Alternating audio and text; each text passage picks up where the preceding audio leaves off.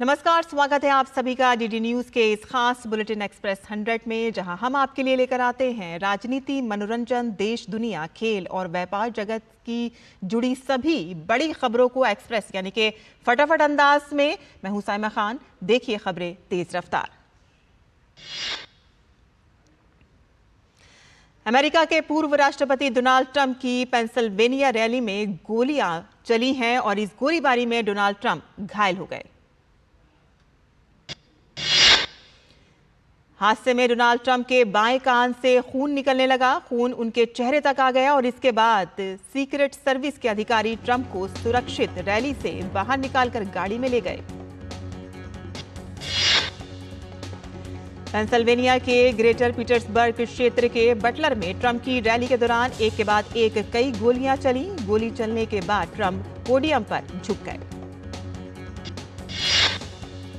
और इस घटना के बाद डर का माहौल बन गया और हर कोई ट्रंप के अच्छे स्वास्थ्य की कामना कर रहा है। ट्रंप के प्रवक्ता ने कहा है कि वे स्वस्थ हैं और उन्हें अस्पताल से छुट्टी भी दे दी गई है।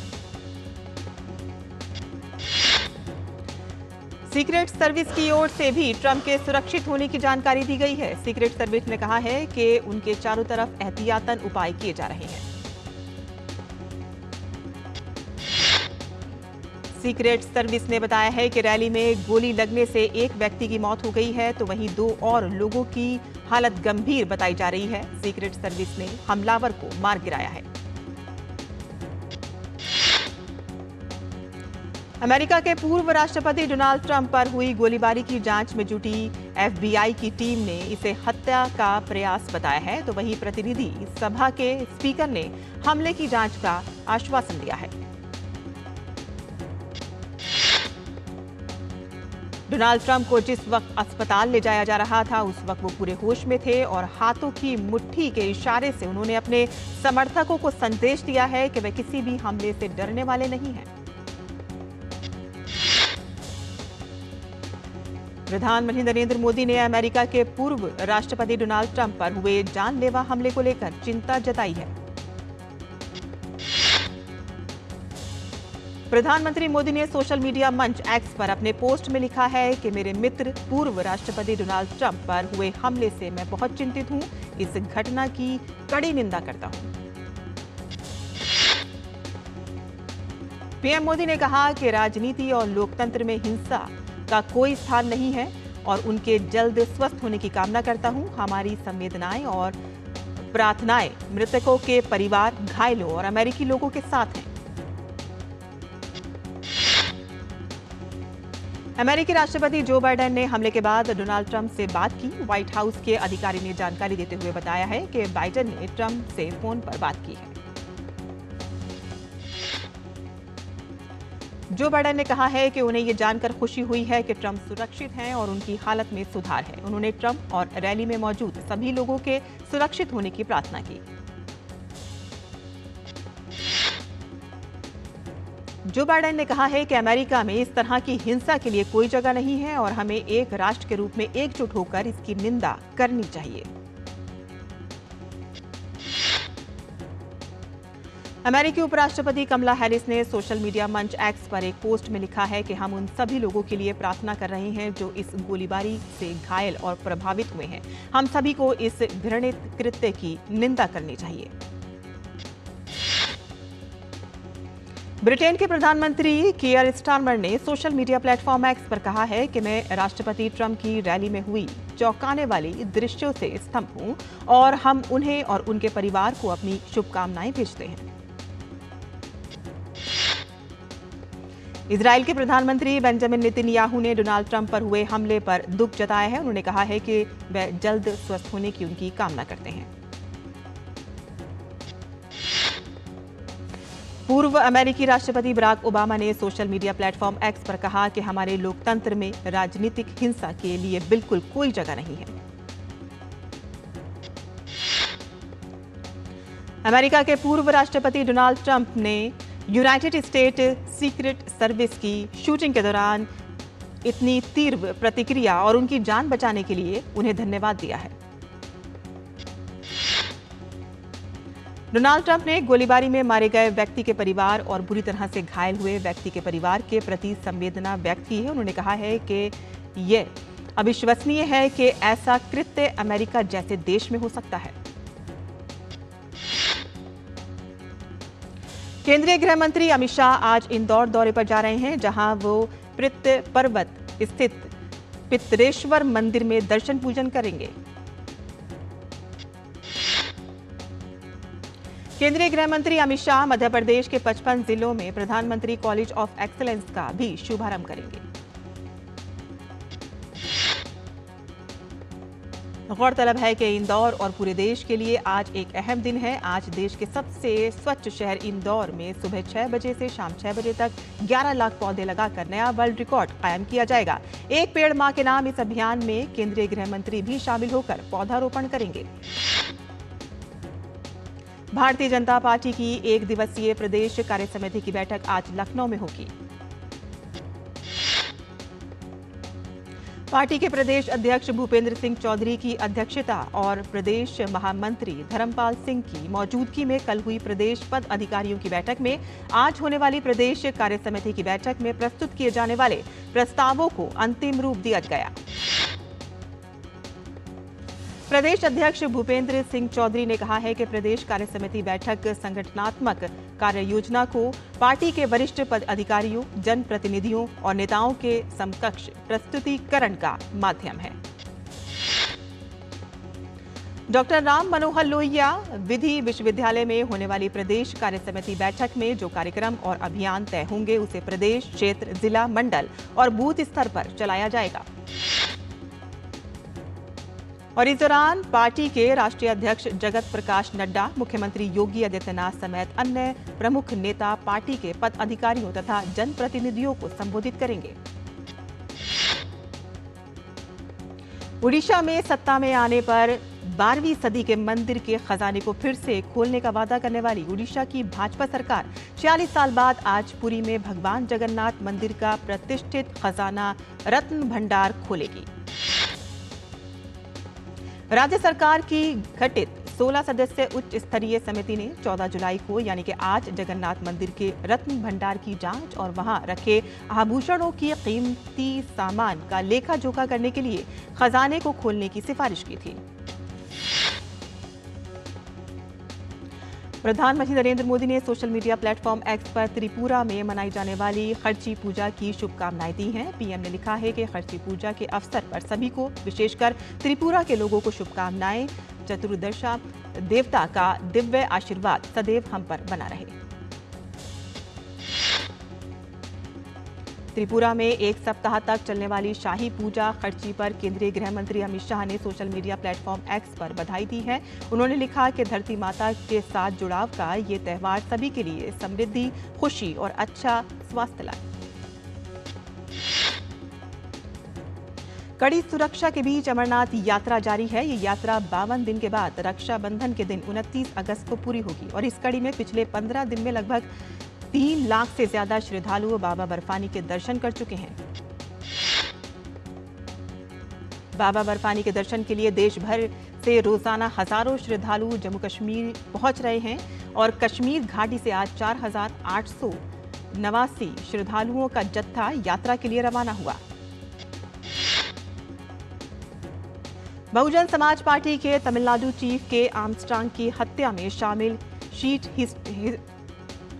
हिस्ट्री शीटर थिरुवेंद्रगम को पुलिस ने माधववरम में मुठभेड़ में मार गिराया है। केंद्रीय अल्पसंख्यक कार्य मंत्री किरेन रिजिजू ने लेह लद्दाख में केंद्रीय बौद्ध अध्ययन संस्थान में पारंपरिक पाठ्यक्रम के लिए नए शैक्षणिक भवन का उद्घाटन किया है। केंद्रीय मंत्री पीयूष गोयल आज और कल स्विट्जरलैंड के दौरे पर रहेंगे। इस दौरान केंद्रीय मंत्री अपने समकक्षों के साथ व्यापारिक और आधिकारिक विषयों पर चर्चा करेंगे। इस दौरान यूरोपीय मुक्त व्यापार संघ EFTA और व्यापार और आर्थिक भागीदारी समझौते TEPA के कार्यान्वयन जैसे मुद्दों पर चर्चा की जाएगी और साथ ही ये चर्चा EFTA की ओर से की गई $100 बिलियन अमेरिकी डॉलर की निवेश प्रतिबद्धताओं के लिए रोड मैप तैयार करने पर केंद्रित होगी। पीयूष गोयल की इस यात्रा का उद्देश्य भारत और स्विट्जरलैंड के बीच द्विपक्षीय आर्थिक और व्यापार साझेदारी को और मजबूत करना और गहरे आर्थिक संबंधों और आपसी विकास को बढ़ावा देना है। और इसके बाद केंद्रीय मंत्री पीयूष गोयल 16 और 17 जुलाई को 2 दिवसीय इटली यात्रा पर रहेंगे और इस दौरान केंद्रीय मंत्री G7 व्यापार मंत्रियों की बैठक में भाग लेंगे।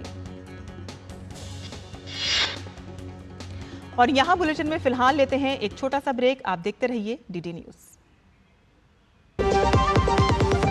MDH का किचन किंग किचन में हो तो हम सब कुछ बना सकते हैं। बैंगन का भरता, आलू गोभी, भिंडी मसाला और भी बहुत कुछ।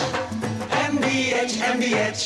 बात जब पीढ़ियों के लिए बनने वाले घर की हो तो जिम्मेदारी बड़ी हो जाती है। गैलेंट समझता है ये जिम्मेदारी। अब डबल M रिब्स के साथ गैलेंट एडवांस TMT रीबार, निर्माण का रियल हीरो। राशि की स्कूल फीस, घर का किराया, कितनी जिम्मेदारियां हैं सर पे। तुम तो टर्म लाइफ इंश्योरेंस लिए बिना ही चलेगा। पॉलिसी बाजार पे 1 करोड़ का टर्म लाइफ इंश्योरेंस सिर्फ 470 रुपए महीने से शुरू। और ब्रेक के बाद आपका फिर से स्वागत है। देखिए खबरें फटाफट अंदाज में। मुंबई और उसके आसपास के इलाके ठाणे, पालघर, सिंधुदुर्ग, रत्नागिरी और रायगढ़ में लगातार बारिश हो रही है और मौसम विभाग ने इन इलाकों के लिए विशेष रूप से चेतावनी जारी की है। मौसम विभाग के मुताबिक मुंबई और उसके आसपास के इलाकों में बहुत भारी बारिश की संभावना है। IMD ने ये चेतावनी आने वाली 16 जुलाई तक के लिए जारी की है। भारी बारिश के कारण मुंबई के कई जगहों पर जलभराव देखने को मिल रहा है। मुंबई छत्रपति शिवाजी महाराज अंतर्राष्ट्रीय एयरपोर्ट के एंट्री और एग्जिट गेट और अंधेरी समेत कई जगह सबवे में जलभराव की स्थिति उत्पन्न हो गई है।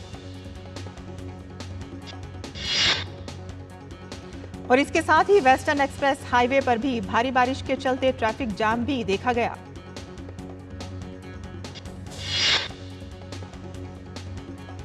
गौरतलब है कि मौसम विभाग ने कोंकण, गोवा और कर्नाटक के तटीय इलाकों के लिए भी बहुत भारी बारिश का अलर्ट जारी किया है। गुजरात में भारी बारिश लगातार जारी है। मौसम विभाग ने सोमनाथ, अमरेली, भावनगर, नवसारी, वलसाड़, दमन, दादर और नागर हवेली के लिए बारिश का रेड अलर्ट जारी किया है। वहीं जूनागढ़, राजकोट, पंचमहल, छोटा उदयपुर, नर्मदा, सूरत, तापी और डांग में बारिश का येलो अलर्ट जारी किया गया है। वलसाड़ में बीते 24 घंटे में भारी बारिश के कारण मधुबन बांध में जलस्तर बढ़ गया है और इस इलाके में महज 4 घंटे में ही 4 से 6 इंच बारिश दर्ज की गई। उत्तर प्रदेश में लगातार मूसलाधार बारिश के कारण नदियां उफान पर हैं। प्रदेश के 17 जिलों में बाढ़ ने 732 से अधिक गांवों को अपनी चपेट में ले लिया है।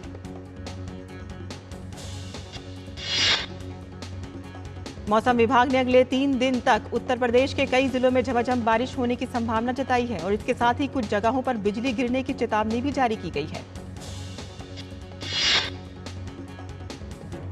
कॉर्पोरेट कंपनियों ने एडवांस टैक्स पेमेंट में वृद्धि के कारण चालू वित्त वर्ष में अब तक डायरेक्ट टैक्स कलेक्शन 19.54% बढ़कर 5.74 लाख करोड़ रुपए से अधिक हुआ है। डायरेक्ट टैक्स कलेक्शन की पहली किस्त 27.34% बढ़कर 1.48 लाख करोड़ रुपए हो गई है और इसमें 1.14 लाख करोड़ रुपए का CIT और 34,470 करोड़ रुपए का PIT शामिल है। गोदरेज कंज्यूमर प्रोडक्ट्स लिमिटेड के MD और CEO सुधीर सीतापति ने बजट में घरेलू खपत बढ़ाने के उपायों पर जोर देने की मांग की है। सुधीर सीतापति ने कहा है कि GDP की तेज ग्रोथ अच्छी है लेकिन घरेलू खपत बढ़ाना बहुत जरूरी है और इसके लिए रूरल क्षेत्रों में डायरेक्ट ट्रांसफर और प्रोत्साहन पैकेज देने की जरूरत है। हिमाचल प्रदेश जैसे राज्यों में देर से हुई बारिश के कारण फसलों को हुए नुकसान के चलते राष्ट्रीय राजधानी में सब्जियों के दाम पर असर पड़ा है।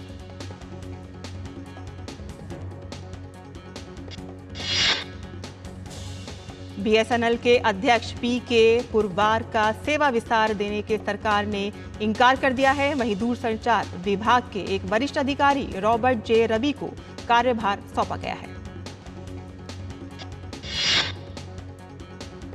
एयरटेल, जियो और वोडाफोन आइडिया के प्लान्स महंगे होने के बाद बीएसएनएल के सिम की बिक्री 3 गुना ज्यादा इजाफे के साथ बिक रही है और इसके अलावा लाखों यूजर्स ने बीएसएनएल में अपने सिम को करवाया है पोर्ट।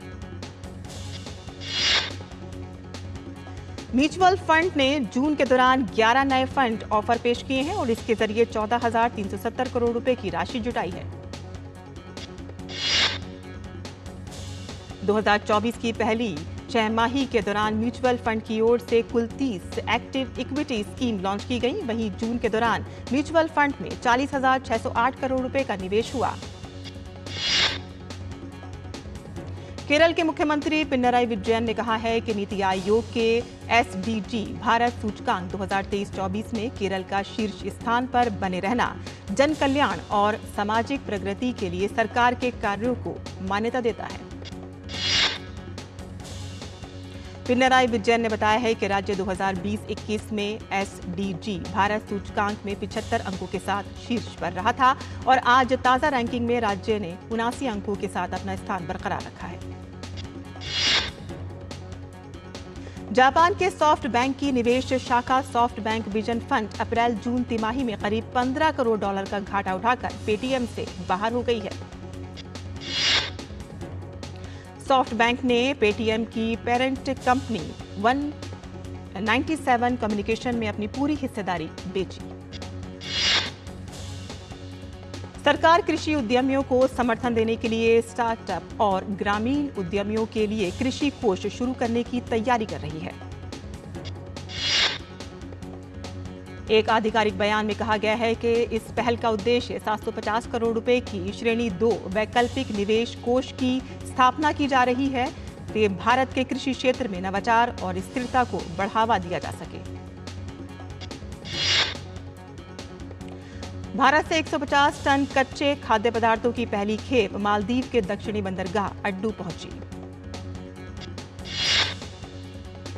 एमपीएल ने भारत के मालदीव के बीच आयात निर्यात के लिए अपना समुद्री मार्ग खोल दिया है। भारतीय विमानपत्तन आर्थिक विनियामक प्राधिकरण ने जयपुर हवाई अड्डे पर उपयोगकर्ता विकास शुल्क में दोगुने से अधिक की बढ़ोतरी की।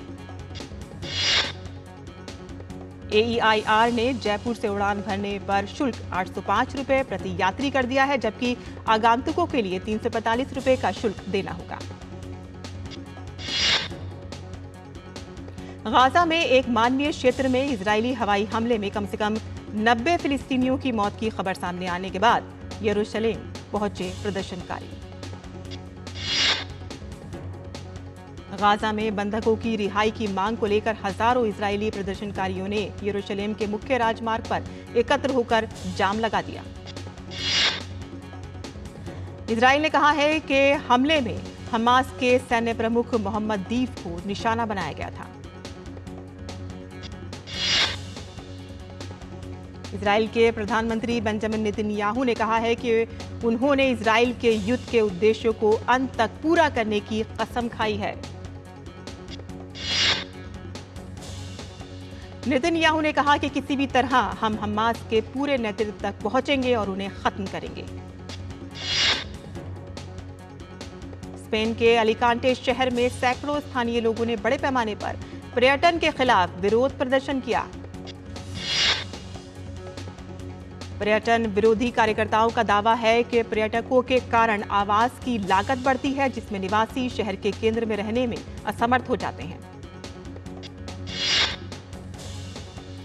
गैर लाभकारी समूह एक्सेल टूर के अनुसार इस वर्ष की दूसरी तिमाही में स्पेनिश अवकाश गृहों में रहने वाले पर्यटकों में 24% की वृद्धि हुई है। कनाडा के लेब्राडोर शहर में पूर्वी कनाडाई समुदाय के पास जंगल में लगी आग के बाद प्रांतीय सरकार ने स्थानीय निवासियों को सुरक्षित निकालने का आदेश दिया है। प्रांतीय सरकार ने आग की इस घटना के मद्देनजर लोगों को सतर्क रहने के लिए कहा है।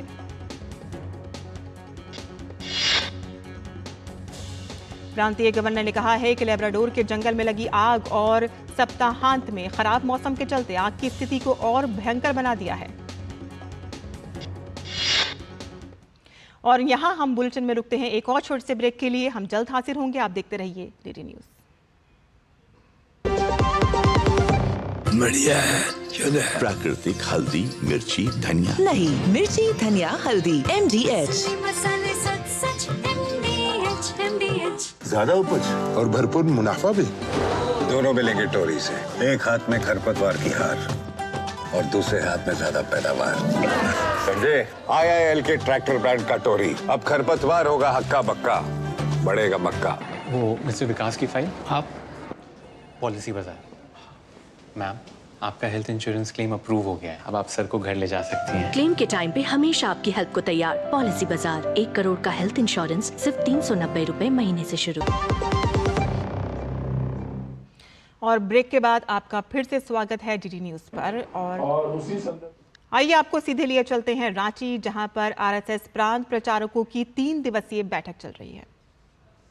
प्रशिक्षण होते हैं कार्यकर्ताओं के, क्योंकि संघ का मुख्य जो कार्य होता है वो व्यक्ति निर्माण का कार्य है और अपने शाखा के कार्य के माध्यम से वो कार्य चलता रहता है। उसी दृष्टि से प्रतिवर्ष संघ के शिक्षण के दृष्टि से वर्ग होते हैं। इस बार नया पाठ्यक्रम लागू हुआ है और जो पिछले वर्ष जिसको हम लोग संघ शिक्षा वर्ग प्रथम, द्वितीय, तृतीय बोलते थे, अब संघ शिक्षा वर्ग में केवल जो प्रथम वर्ष है उसको संघ शिक्षा वर्ग कहा जाएगा और बाकी उसके यही सामान्य स्वयंसेवक के लिए ये शिक्षण यहाँ पूर्ण हो जाएगा। उसके पश्चात जो होंगे वो कार्यकर्ता विकास वर्ग प्रथम और द्वितीय है।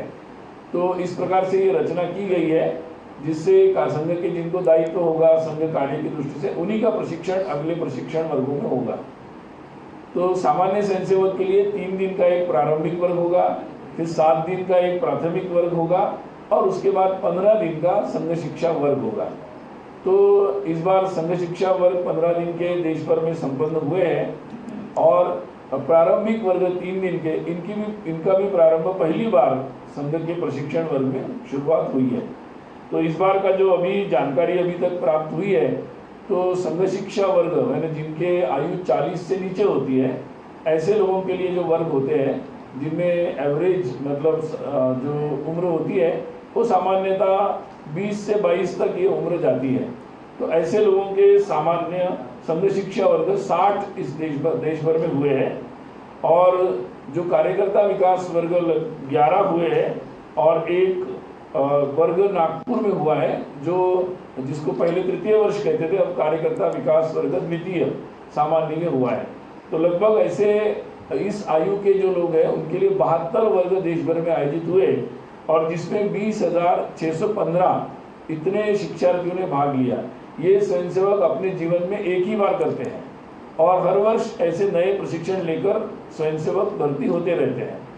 तो ये प्रक्रिया इस बार इतनी हुई है और 40 से 65 की उम्र के जो और वरिष्ठ स्वयंसेवक होते हैं उनके लिए भी वर्ग हुए हैं। देश भर में 18 वर्ग हुए हैं और जिसमें लगभग 3,335 शिक्षार्थियों ने भाग लिया।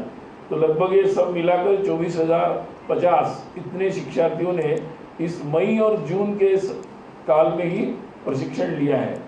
तो ये संघ का कार्य तो किसी भी परिस्थिति में अपना निरंतर रूप से अपना व्यक्ति निर्माण का कार्य चलता रहता है।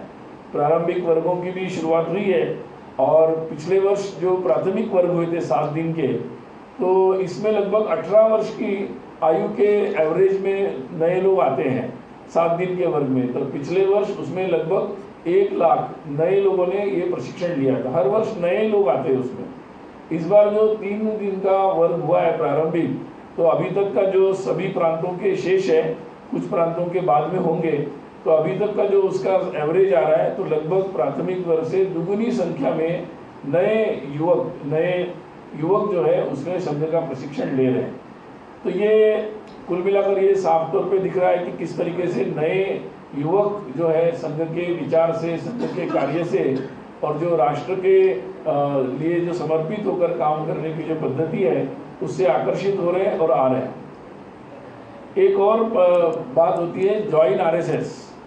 संघ की वेबसाइट पर ये हम लोगों ने ऑप्शन दिया है।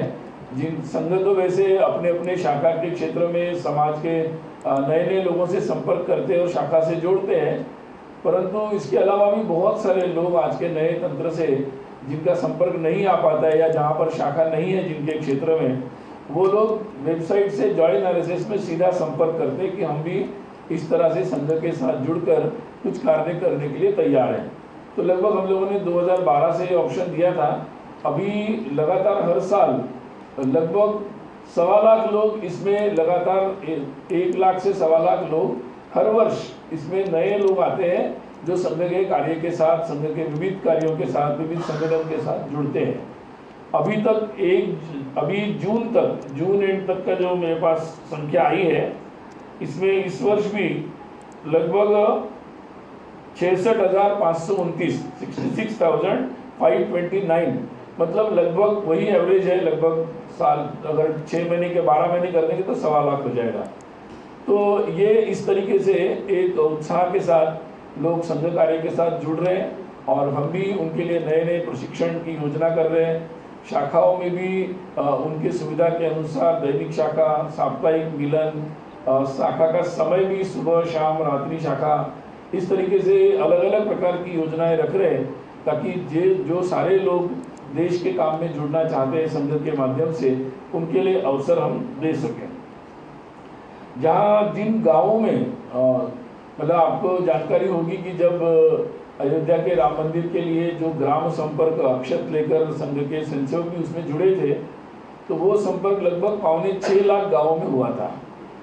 और इसी तो ये दिखाता है कि 15 दिन के अंदर ही संघ के स्वयंसेवक इतनी मात्रा में लोगों के पास पहुंचे थे। अभी संघ की और एक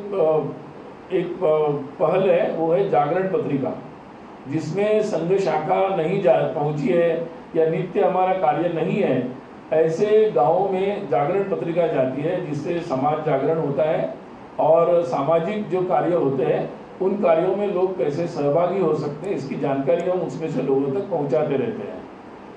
और समाज के आध्यात्मिक धार्मिक जो गतिविधियां होती है, सकारात्मक गतिविधियों को वहां तक पहुंचाते रहते हैं। तो अभी इस वर्ष जो देखा हमने कि ये जागरण पत्रिका मासिक जाती है लगभग, तो 1,58,532 इतने गाँवों में जहाँ शाखा नहीं है, शाखा कार्य नहीं है, ऐसे गाँवों में लगातार ये पत्रिकाएं जा रही है। तो इसके माध्यम से तो ये संघ का जो उद्देश्य है अपने स्थापना से कि पूरे समाज को साथ में लेकर जो समाज परिवर्तन के, राष्ट्र निर्माण के जो कार्य है उसमें आगे बढ़ना। अभी जो मार्च में हम लोग शाखा का जो संख्या लेते हैं, पिछले मार्च में ही वो संख्या सबको बताई थी। तो मार्च 2024 में जो संख्या शाखा के कार्य के संदर्भ में थी उसको मैं पुनः बता रहा हूँ। 73,117, 73,117 ये इतनी शाखा मार्च में जो हमारे पास संख्या आई थी उसमें थी। और जो साप्ताहिक, ये दैनिक शाखा है, और जो साप्ताहिक शाखा लगती है, मतलब जिसको हम साप्ताहिक मिलन बोलते हैं, वो 27,717, मतलब दोनों मिलाकर लगभग 1 लाख से ज़्यादा ये होता है। और जो हम लोग 8-10 गाँवों का एक मंडल बनता है, जिसमें सभी मंडल तक पहुंचाने का हम लोगों का प्रयास है इस शताब्दी वर्ष में, संघ की शताब्दी में। उसमें लगभग 58,981 मंडल है। हमारा जो भी कार्य है वो 36,823 मंडलों में प्रत्यक्ष दैनिक शाखा चल रही है। बाकी लगभग और बाकी जगहों पर साप्ताहिक या मासिक इस तरीके से संघ का संपर्क चल रहा है। ऐसे ही शहरों में जो बस्तियां हैं उसमें 23,649 इतनी बस्तियां हैं।